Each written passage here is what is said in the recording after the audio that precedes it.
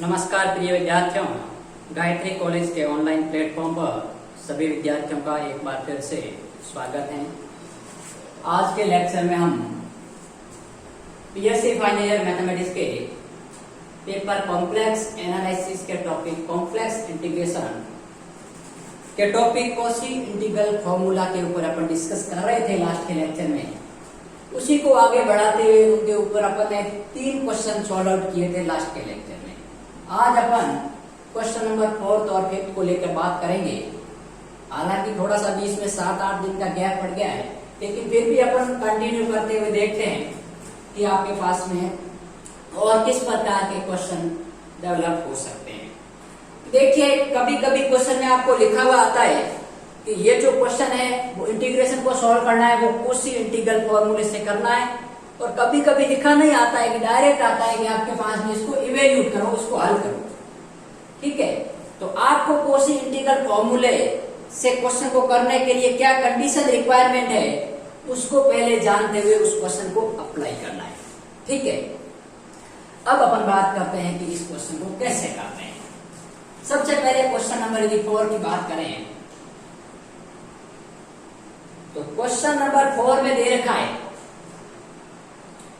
Integration of C e की power z upon z minus 1 z minus 2 dz का मान अपन को ज्ञात करना है। वेयर जो क्लोज कर्व है जिसके अंदर इस इंटीग्रेशन का मान ज्ञात करना है वो एक सर्कल है 0 रेडियस का और सेंटर 0। ठीक है, सॉरी, रेडियस 3 एंड सेंटर 0। अब मेरी बात सुनो, कोशी इंटीग्रल फॉर्मूला कब अप्लाई कर सकते हैं कि जब इस फंक्शन की जो सिंगुलरिटी आती है वो इस फंक्शन के अंदर लाइज कर रही है तभी। क्योंकि मैंने कोशी इंटीग्रल फॉर्मूले के अंतर्गत ये बताया था कि यदि कोई डोमेन है और इस डोमेन के अंतर्गत एक कोई पॉइंट ए ऐसा है, ठीक है, इस पूरे फंक्शन के अंतर्गत एफ ऑफ जेड एनालिटिक है, तो उस ये जो मान लीजिए क्लोज्ड कंटूर सी है, तो इसके अनुदिश integration over C F of D Z का मान तो क्या होगा 0 बाई कोशी थ्योरम से। लेकिन integration over C F of z upon z minus a और डी जेड, इसका मान होता है आपके पास में 2 pi iota into value of function at that point f of a. ठीक है, तो यहां पर देखिए आपके पास में ये कब अप्लाई होता है, जब ये आपके पास पॉइंट है वो इस क्लोज्ड कंटूर के अंतर्गत होना चाहिए। अपना क्लोज्ड कंटूर क्या है, एक सर्कल है, और ये जो इसकी जो आपके पास में पॉइंट होंगे, रेजिड्यू होंगे या सिंगुलरिटी जिसको कहते हैं, जैसे पॉइंट ए है, वो इस सर्कल के अंतर्गत होना चाहिए। तो पहले मैं इस फंक्शन को कंसिडर करता हूं, लेकिन ये फॉर्मूला 2 तरीके से लग सकता है। एक तो ये, और एक इसका यदि अपन डेरिवेटिव यूज करें तो इसकी पावर n। लेकिन ऐसा कहीं अपन ने नहीं पढ़ा कि ये z माइनस 1 अलग आ गया, z माइनस 2 अलग। तो पहले इनको अपन को क्या करना पड़ेगा, अलग अलग करना पड़ेगा। क्योंकि कोशी इंटीग्रल फॉर्मूले में यहाँ पर एक ही z माइनस ए हो, चाहे z प्लस ए हो, एक ही फंक्शन होना चाहिए। ऐसा नहीं हो कि z माइनस ए भी हो जाए साथ में z माइनस बी भी हो जाए। तो ऐसा होने पर अपन क्या करेंगे, फंक्शन को पृथक पृथक करेंगे, पहले अलग अलग करेंगे। ठीक है, तो पहले मैं इस फंक्शन को अलग करता हूं। देखिए, लेट g ऑफ z, मैं g ऑफ z मान लेता हूं आपके पास में e की पावर z अपॉन, ठीक है, इसको पहले i कंसीडर कर लेते हैं, e की power z upon z minus 1 और z माइनस 2। अब देखिए ये g ऑफ z है। अब मेरे को इसको अलग अलग करना है। ठीक है, अलग अलग करने का तरीका यह है कि आपके पास में देखिए 1 अपॉन z माइनस 1 और z बाई 2 को बाई पार्शियल फ्रैक्शन, तो पार्शियल फ्रैक्शन मैं यहां बता देता हूं आपको 1 अपॉन z माइनस 1 और z माइनस 2। इसका पार्शियल फ्रैक्शन करने के लिए एक तो आप 1 अपॉन z माइनस 1 लिख लो, एक z माइनस 2 लिख लो। साइन का डिसीजन कैसे करते हैं कि z माइनस 1 है तो z माइनस 1 को 0 के बराबर करो तो क्या आया, z का मान 1। अब z का मान 1 इसके लिए निकाल, इसमें पुट नहीं करेंगे, इसके साथ में जो दूसरी वैल्यू है इसमें पुट करेंगे। तो यहां पुट करेंगे तो क्या आ जाएगा आपके पास में 1 माइनस 2, या भी इसमें प्लस एक बार लिख लो अब यहाँ पर इसमें क्या है, z माइनस टू है, तो z माइनस टू को 0 के बराबर किया तो z का मान 2 आ गया।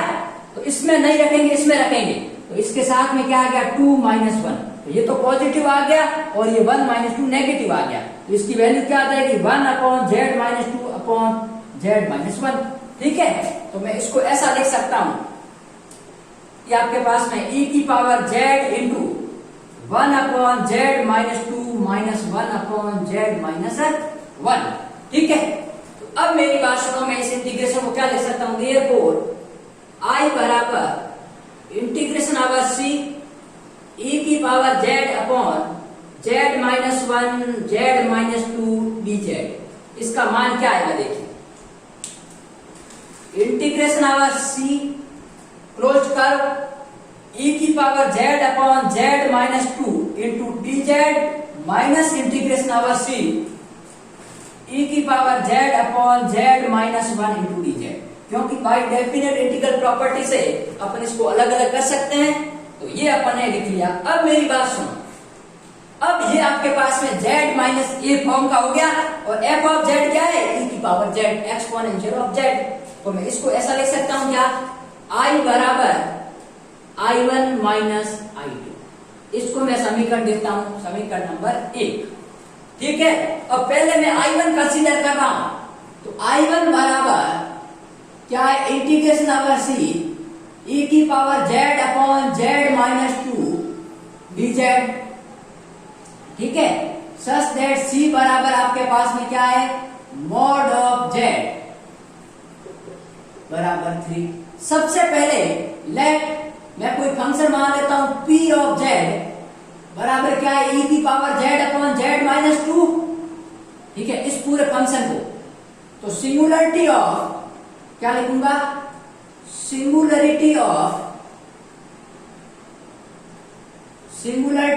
p of z is z बराबर 2। सिंगुलरिटी क्या होती है, ऐसी वैल्यू जिस पर ये फंक्शन अनडिफाइंड हो जाए या एनालिटिक नहीं हो, वो मैंने लास्ट के लेक्चर में समझा रखा हूं। तो z बराबर 2 आ गई, विच लाइज इनसाइड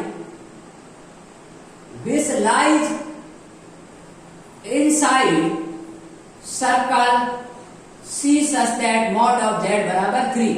अरे भाई, ये आपके पास में एक सर्कल है जिसकी रेडियस क्या है आपके पास में, मॉड ऑफ z बराबर 3, मतलब ये 3 रेडियस है और सेंटर है 0,0 ओ पॉइंट पर। अब ये पॉइंट कहां आ रहा है, z बराबर 2, z बराबर 2 यहां पे। ठीक है, तो ये इस सर्कल के अंदर इम्प्लाइज कर रहा है, ये z बराबर आपके पास में 2 है, क्योंकि आयोटा का टर्म नहीं है, तो ये तो y एक्सिस 0 हो गया। ठीक है, ये आपके पास में रियल एक्सिस है और ये आपके पास में इमेजिनरी एक्सिस है। ठीक है, अब मेरी बात सुनो, यदि ये पॉइंट z बराबर 2 जो कि आपके पास में a पॉइंट है, ये इसके अंदर आ रहा है, इस सर्कल के अंदर आ रहा है, तो मैं कोसी फॉर्मूला लगा सकता हूं, कोसी इंटीग्रल फॉर्मूला। तो अब मैं यूज करता हूं कोसी इंटीग्रल फॉर्मूला। पहले आपको लिखना होगा कि ये लाइज कर रहा है इसके अंतर्गत, इसलिए अपन कोसी इंटीग्रल फॉर्मूला अप्लाई कर सकते हैं। ठीक है, therefore by Kosi integral formula, ठीक है, क्या होता है, integration over c f of z upon z minus a dz बराबर 2 pi iota into f of a। Here अपने पास में यहाँ f ऑफ z क्या है भाई, e की पावर z है और a का मान कितना है, 2 है, क्योंकि z माइनस a, तो z माइनस 2, a का मान 2 और f ऑफ z क्या है, e की पावर z। देयरफॉर I1 बराबर इंटीग्रेशन ओवर c e की power z upon z minus 2 into dz बराबर 2 पाई आयोटा, तो हमेशा रहेगा ही रहेगा। f ऑफ a मतलब value of function at that point कौन सा है, 2, तो ये हो गया f ऑफ 2। ठीक है, और f ऑफ z क्या है आपके पास में, e की पावर z, तो मैं लिख सकता हूं कि f ऑफ 2 क्या होगा, e स्क्वायर होगा कि नहीं होगा, तो ये हो गया आपके पास में 2 pi iota into e square.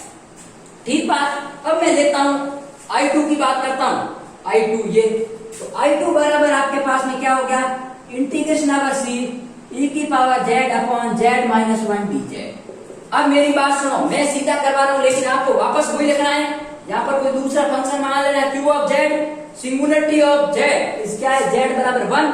अब जेड बराबर 1 भी इसके अंदर ही लाइज कर रहा है यहाँ पर, therefore by Cauchy integral formula. ठीक है, तो हियर आपके पास में एफ ऑफ जेड का मान पी की पावर जेड ही है और ए का मान क्या है 1, तो ये हो गया 2 pi iota into F of 1, और एफ ऑफ 1 क्या हो जाएगा 2 pi iota F of Z ये है, यहां लिख लो, क्योंकि एफ ऑफ जेड बराबर ई की पावर जेड, तो एफ ऑफ 1 क्या होगा ई की पावर 1, तो ये हो गया ई। ठीक है, अब देयरफॉर फर्स्ट इंप्लाइज दैट, तो therefore first implies that I बराबर I1 माइनस I2, तो I1 क्या आ गया अभी आपके पास में 2 pi iota E square minus 2 pi iota ई, तो 2 पाई आयोटा ई कॉमन ले लेता हूं, तो ये हो गया ई माइनस 1। ये आपके पास में इसका क्या हो गया, आंसर आ गया। तो क्वेश्चन को बड़े सावधानी से करना है, कोई दिक्कत नहीं आएगी। जब अपने कॉन्सेप्ट क्लियर होंगे तब अपन क्वेश्चन के आंसर तक पहुंच जाएंगे। ठीक है, तो एक बार इस क्वेश्चन का स्क्रीनशॉट ले लीजिए। मैं जैसे जैसे क्वेश्चन को कराता जाऊंगा और आपके कॉन्सेप्ट और आपके दिमाग में बैठती जाएगी कि अपन कहां से क्या टॉपिक ले रहे हैं, क्या वैल्यू उठा रहे हैं। ठीक है, अब मैं बात करता हूं नेक्स्ट क्वेश्चन, जो कि आपके पास में derivative of Cauchy integral formula के ऊपर है। क्योंकि मैंने कहा था जब इसकी पावर आ जाती है तब डेरिवेटिव अपन जाते हैं, और डेरिवेटिव के मैंने फॉर्मूले प्रूफ करवा रखे हैं। ठीक है, तो अब देखिए इसको मैं रफ कर देता हूं, एक बार स्क्रीनशॉट ले लेना आप, ताकि क्या है कि दिक्कत नहीं रहे, या वीडियो को पॉज करके आप लिख लेना।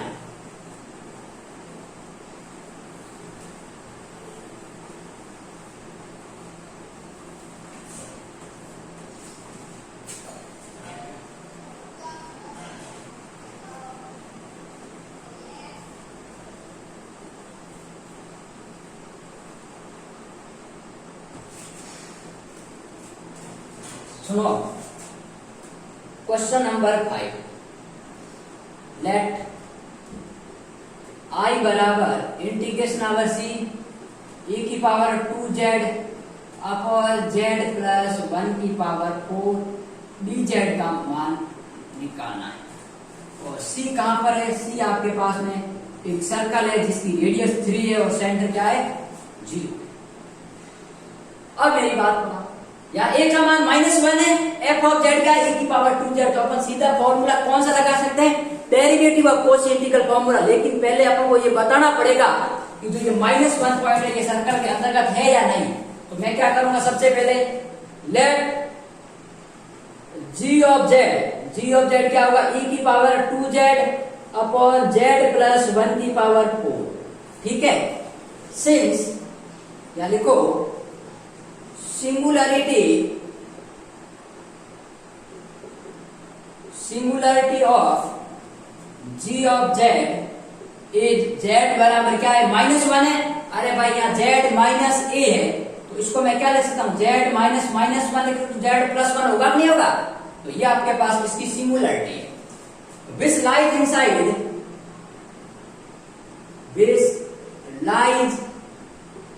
Inside the circle C such that mod of z minus 0 equals to 3। अरे भाई ये सर्कल है, ठीक है, सर्कल अपनों को पता ही है, अपने ऑफलाइन में भी सही नहीं बढ़ता था, यहाँ पर भी ऐसा ही बढ़ेगा। ये रियल एक्सिस है और ये आपके पास में इमेजिनरी एक्सिस है। यहां पर आपके पास में इसकी ये रेडियस है वो 3 है। अब पॉइंट कौन सा आ रहा है, z बराबर -1। अरे भाई z क्या होता है, a plus iota b, iota का कोफिशिएंट कौन सा, ये एक्सिस और ये real axis.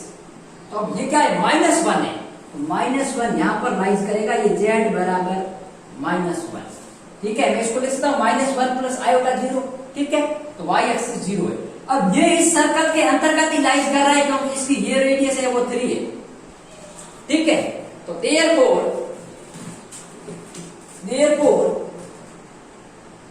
by derivative of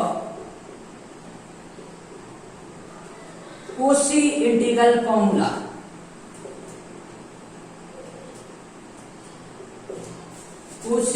integral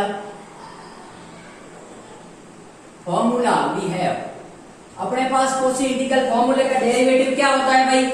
derivative होता है integration over C F of z upon z minus a की power n plus 1 d z बराबर 2 पाई आयोटा, उधर गया तो ये हो गया 2 pi iota upon N factorial into nth derivative of function at that point. Point कौन सा? ये, ठीक है। अब देखिए इसको मैं मान लेता हूं समीकरण नंबर 1, इसको मान लेता हूं समीकरण, कंपेयरिंग 1 and 2।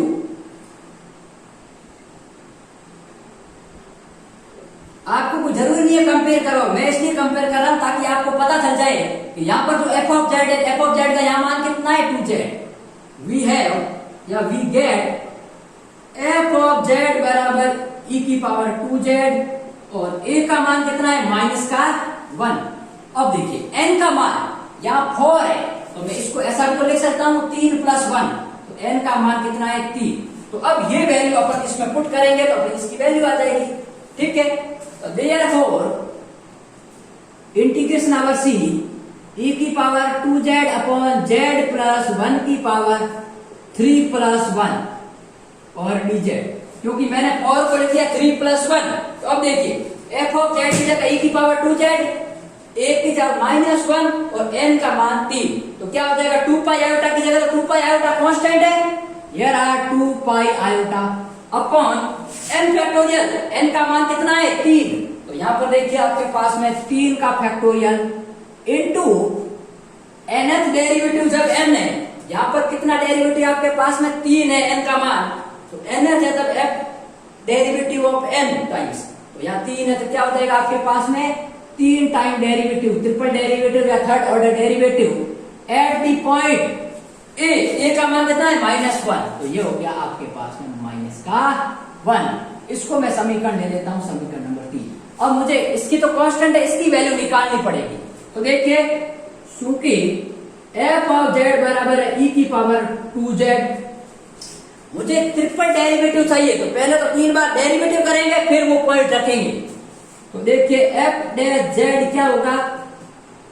2e की पावर 2z, ये तो आपको बताने की चीजें है नहीं क्योंकि आप फाइनल ईयर के स्टूडेंट हो। ये हो गया 4 × e की पावर 2z और ये हो गया एफ ट्रिपल डैश जेड बराबर 8 × e की पावर 2z। अब देखिए ट्रिपल डेरिवेटिव आ गया, अब z का मान -1, ठीक है। तो यहां पर आपके पास में एफ ट्रिपल डैश -1, तो -1 रखो क्या आएगा? 8 × e की पावर 2 × -1, तो ये हो गया आपके पास में 8 अपॉन e²। अरे भाई e की पावर -2 तो 8 अपॉन e², ये वैल्यू अपन पुट करेंगे इसमें। तो देयरफॉर 3 इंप्लाइज दैट कि जो आपके पास में वैल्यू आएगी इंटीग्रेशन ओवर सी e की power 2z upon z plus 1 की पावर 4 dz बराबर 2 pi iota upon 3 factorial, 3 factorial का मान 6 इंटू 8 अपॉन e²। तो ये हो गया 6 से आपके पास में कैंसिल और 3, तो ये होगा 8 पाई आयोटा अपॉन 3e²। ये अपना फाइनल आंसर है, ठीक है। तो आज मैं 2 क्वेश्चन ही लूंगा ताकि आप इसको गहनता से देखो और एक एक चीज को कोई समझ में नहीं आए तो उसको ऊपर गहनता से अध्ययन करो कि ऐसा अपन क्यों ले रहे हैं, ठीक है। नेक्स्ट लेक्चर में मैं बहुत सारे आपको क्वेश्चन बताऊंगा, कम से कम 20 से 25 क्वेश्चन बताऊंगा जिसमें सारे प्रकार के टाइप के क्वेश्चन आ जाएंगे, ठीक है। तो नेक्स्ट अपन बात करेंगे अगले लेक्चर में।